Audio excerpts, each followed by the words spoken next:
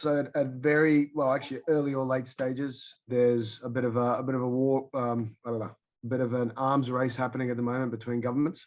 So there are some very good sources of government grant funding, particularly orientated towards key government policy pillars. They're all after tech talent, sort of future growth or high growth industries. So I think that's definitely something to leverage, but you do need an expert.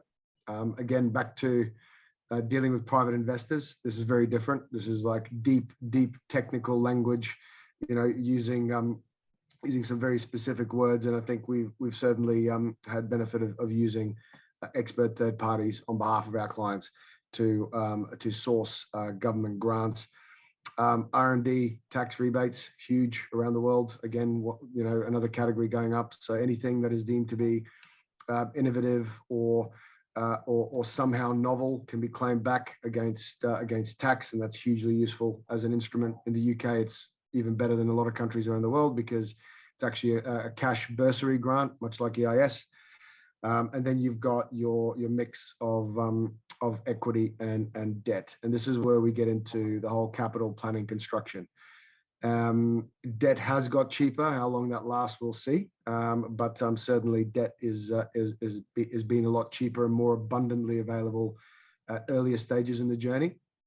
And the founders do have benefit now of, communicating that language in terms of the growth requirements in balancing equity and debt.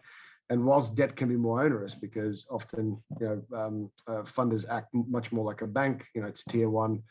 Firstly, in capital, they do take the silverware first, but it's non-dilutive, and it is quite cheap. So if your business is growing at 40% clip and you can borrow at 8 to 10%, then clearly balancing that with the equity is a very useful instrument.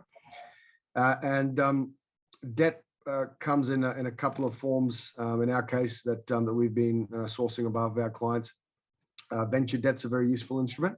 So that's a longer term drawdown facility that a business can use an equity round as collateral. It's to come with slightly less covenants than other forms of debt.